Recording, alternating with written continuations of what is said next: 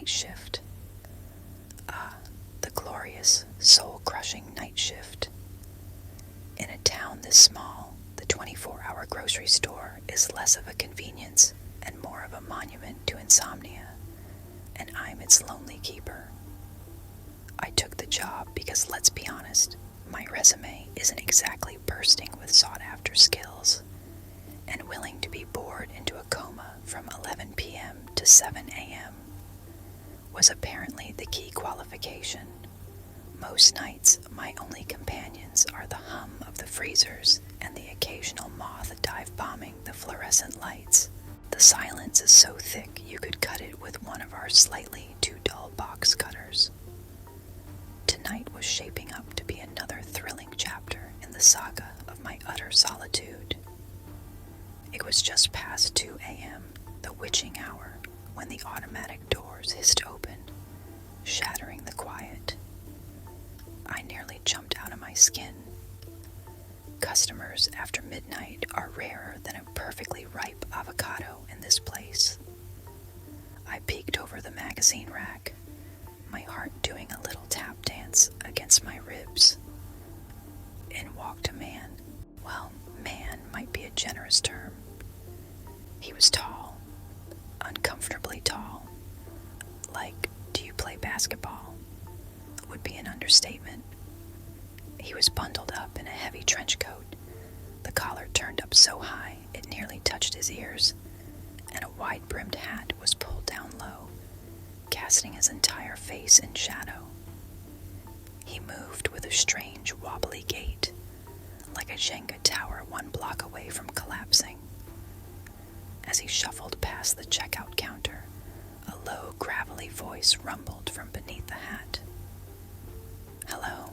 It sounded like he'd been gargling rocks. I mumbled hey back, trying to sound casual, like I see giant, wobbly men in trench coats every night. But my curiosity was buzzing louder than the ancient refrigerators. This was the most interesting thing to happen all week. I grabbed my trusty mop and bucket, my alibi for snooping, and started on the floor. Mopping gave me the perfect excuse to get closer, to maybe catch a glimpse of the face hiding under that hat. I started with aisle 1, produce. I swished the mop around, keeping an eye on him as he swayed into aisle 4, canned goods. Perfect. I mopped with a newfound purpose, my squeaky sneakers the only sound besides the strange, faint rustling coming from his direction. As I rounded the corner into aisle 4, I kept my head down, pretending to be deeply engrossed in a particularly stubborn scuff mark. But I was watching his feet. He was standing oddly still now, but the bottom of his trench coat was vibrating. I glanced up, just for a second, and that's when my brain short-circuited. From the front of his coat, just above his belt, a tiny green hand with long, spindly fingers shot out. It snatched a can of pinto beans off the shelf and vanished back into the fabric. My jaw went slack. I blinked. Did I just see that? Was sleep deprivation finally making me hallucinate? Before I could process it, another little hand, this one a bit dirtier, darted out and grabbed a can of creamed corn. Then another and another.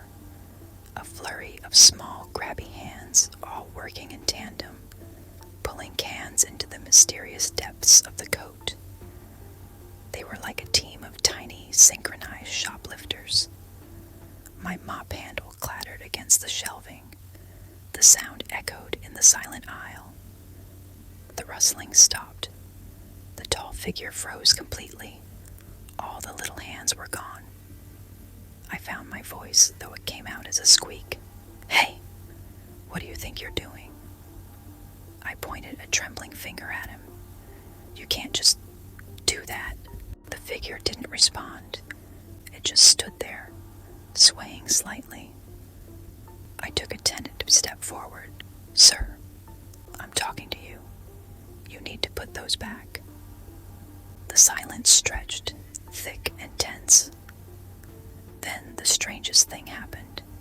The hat on top of the figure began to wobble more intensely. The trench coat started to shake, not just vibrate, but ripple, as if something was having a full-on argument inside. I heard muffled squeaks and growls, a cacophony of tiny, angry voices. Then, with a final, violent shudder, the hat toppled off and clattered to the floor. The trench coat, no longer held together by whatever was at the top, simply fell.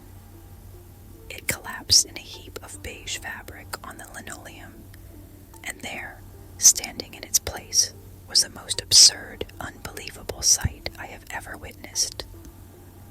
It was a stack of goblins, 3 of them perched precariously on each other's shoulders. The one on the bottom had thick, sturdy legs and was glaring at its feet, which were now tangled in the coat. The one in the middle, looking frazzled, was trying to juggle 4 cans of beans, and the one on top, the one who must have been the head, had big bat-like ears and wide, terrified eyes that were staring right at me.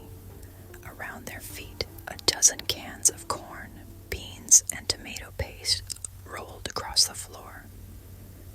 We just stared at each other. Me, with my mop, my jaw on the floor.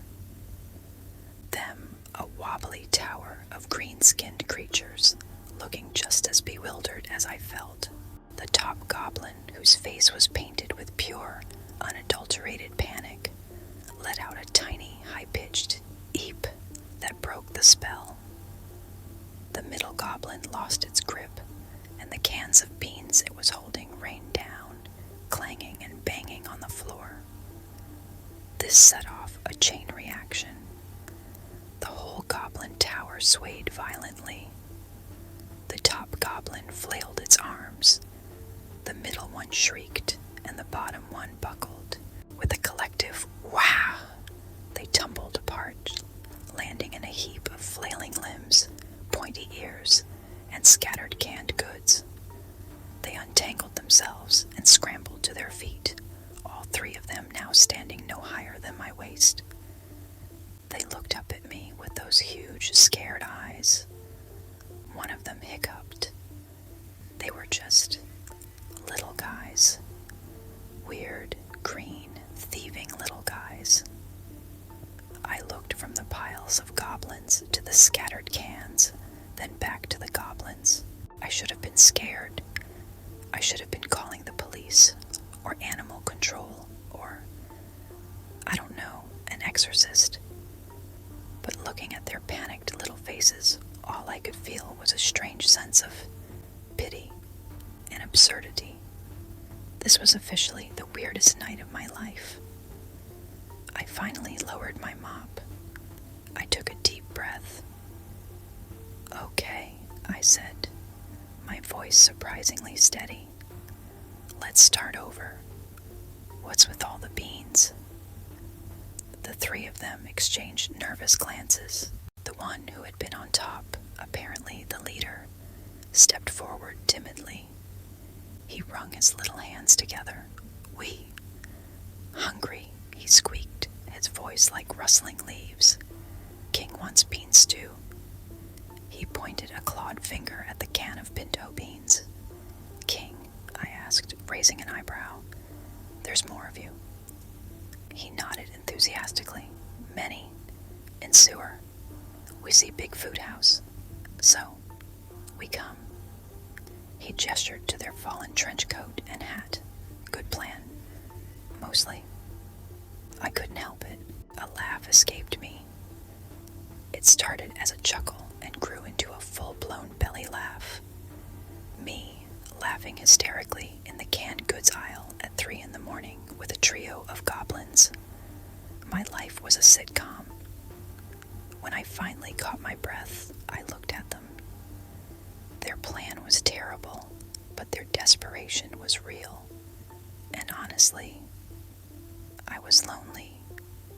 They were, by a wide margin, the best company I'd had in months. "All right," I sighed,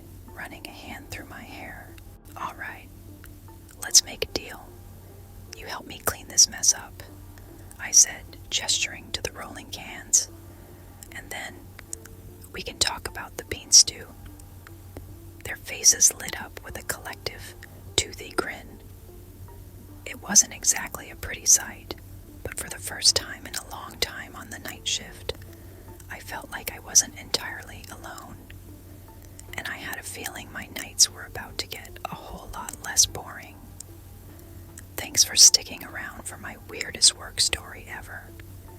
If you liked it, you know what to do. Hit that subscribe button and maybe, just maybe, I'll tell you about the time they tried to pay me with a shiny rock. Catch you next time.